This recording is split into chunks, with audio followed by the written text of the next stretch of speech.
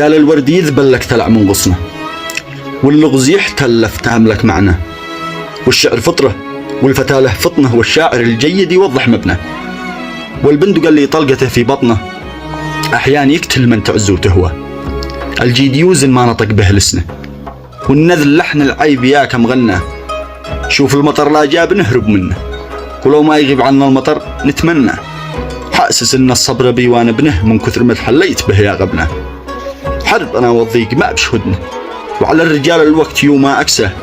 لارتحت ساعة احس فيها انه واشوف ان الضيق جاء يا جنة، ما بش حلا في شي،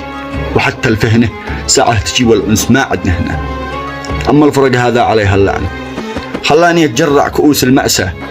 ما يأوي الذيب من فرق لكنه ما يأوي إلا من جروح تتبنى، يحن قلبي من فراقه حنه، ما حن مخلوق هكذا في دنيا، حرقه وسط قلبي تليها ونه، على فراق غلاب شر فارقناه، رحل بلا عودة وانا اظن انه ما قد رحل، وابكي وظل السنة، فقد الغوالي عندي اصعب محنة، وفراقهم لليوم ما استوعبناه، والصبر مهما القلب ثور حزنه، والنذل مهما ضقت لا تتعناه، والأخ لو يده وذهب في وزنه، في حضرته سعر الذهب أرخصنا، من باع أخوه بالمال حمى يدقنه، العيب نفسه قال له يا عيباه، الطعن يوجع بعض الأحيان لأنه جاء من قريب له غريب لا ننساه، والغلب لو ما حس ظهرك طعنه،